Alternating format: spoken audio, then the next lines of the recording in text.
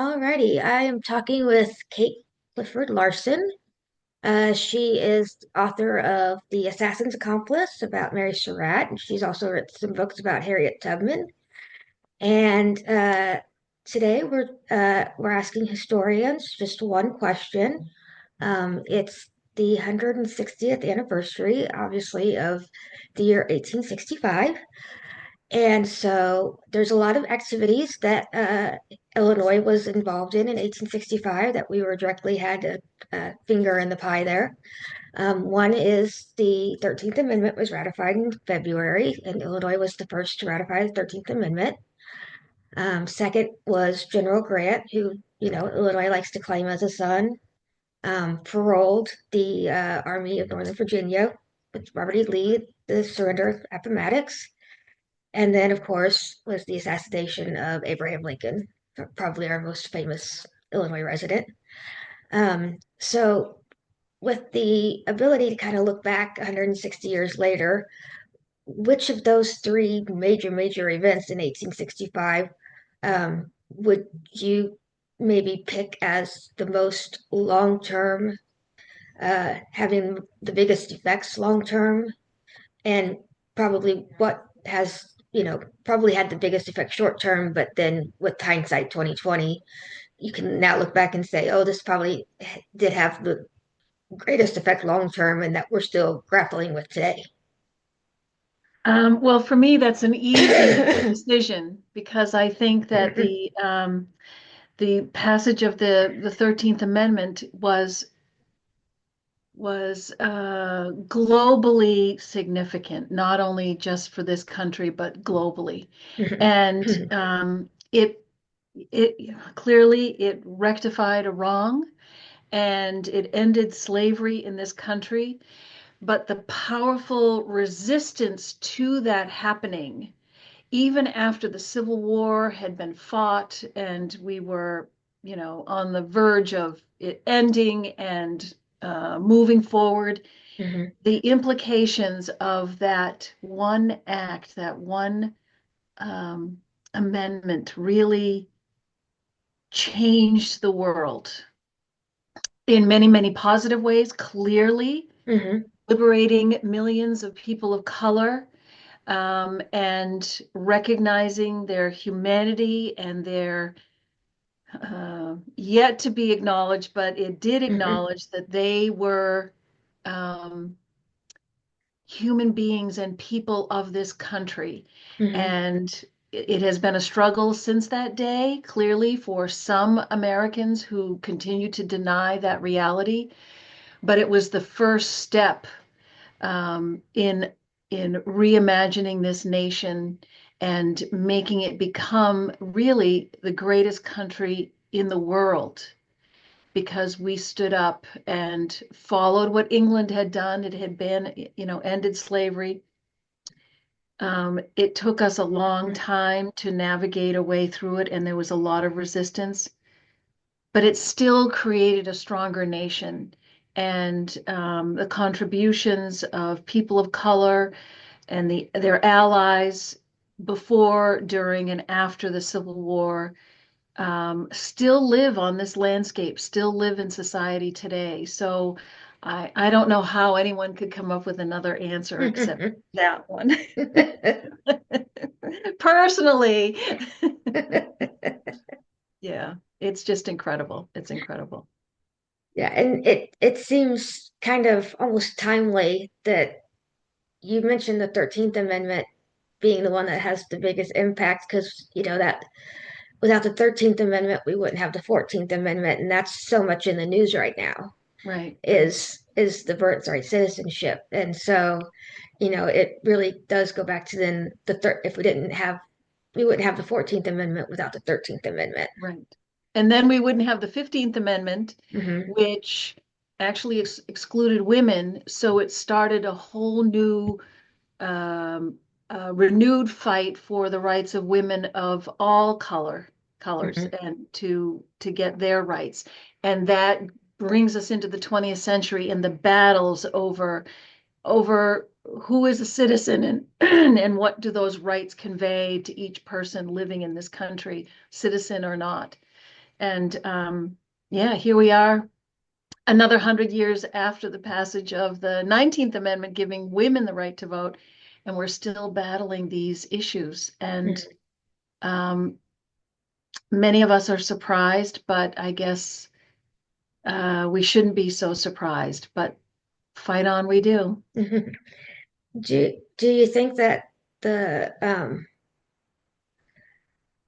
the Congress, the House, the Senate, Abraham Lincoln himself, do you think that they would recognize just how impactful the 13th Amendment was at the time, or do they, you know, that we're still struggling with it today, or do they think, oh, we just passed the 13th Amendment, everything's going to be fine, and 10 years later, we're done and done. Right. Um, I'm not clear on what Lincoln felt the trajectory was going to be, but I know that the radical Republicans, who were the liberal branch of the government at the time, I know the roles have reversed over the past century and a half, Hmm. but they had a vision that the 13th Amendment was the beginning of changing this country and its racial strife and its bigotry. And I think that they understood the power of the 13th Amendment and that it was just a step moving forward, that the country was broken. And a lot of people knew that, Hmm. not just the radical Republicans, but others too understood that the country was broken, that slavery was not tenable, it wasn't going to work. It wasn't what slaveholders claimed that it was, and it was not good for the country. Hmm. At the time, people could see that the North had eliminated slavery. Now, not that they eliminated bigotry and racism and all that, Hmm. but they had eliminated slavery and free labor, which also was abused and was not always paid well. It had it had just exploded the economies in the North and had the promise of doing that as the nation marched west with opening up new lands Hmm. and the state of California, et cetera. So Northerners and some Southerners recognized that a free labor force was much better for an economy and a distribution of wealth, even concentrating a lot of it to the wealthy white elites, Hmm. that was the path forward for a strong and powerful nation. And Southern slaveholders, many of them obviously, who were wedded to the institution of slavery and to that white supremacy that gave them social power, they didn't want to give up their perceived wealth because actually their wealth was not in dollars, but in human beings, Hmm. because their enslaved people were valued in dollars, and so they could borrow from banks against those human beings. So they had this perceived wealth. But once you took away the human beings, their wealth disappeared. Hmm. So they were afraid of that. They resented it. And so their trajectory after the Civil War was very different than for the North and Northerners and the freed people, many of whom over the next from 1865 forward fled the South and moved to northern cities and became part of this huge second industrial revolution that exploded industries in the North and West. So that amendment just changed everything in the course of history. The Hmm. course of history completely changed. Yeah, I think it's so easy when you think of, oh, it's the end of the Civil War, all these things are happening. Oh, of course, it's going to be Lincoln's assassination is what changed everything. But I think when you really get down and look at what is really happening in 1865, there's so much going on that I don't think gets really recognized the significance of, especially that's still trickling down to today, things that we're still dealing with today, things that we're Yeah, still grappling with today, that it's just so much more than just, you know, Lincoln's assassination. right, There's just so much more that happened in 1865 that um which is, I think it's good that, we can, bring up that question and look at right, what are we still dealing with today. right.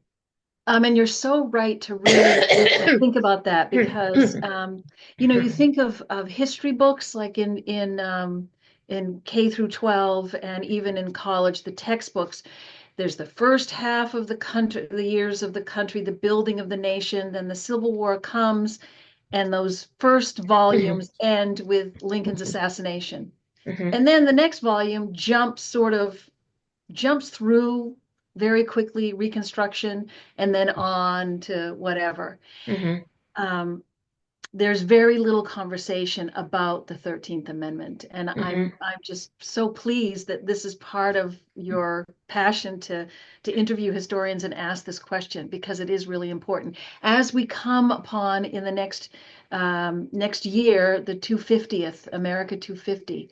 And it isn't about just the American Revolution and then the Constitution. The Constitution is a living document that had to change. It has to keep up with a new world and people and securing those words of the Declaration of Independence and the Constitution that's supposed to secure freedom and equality for everybody here.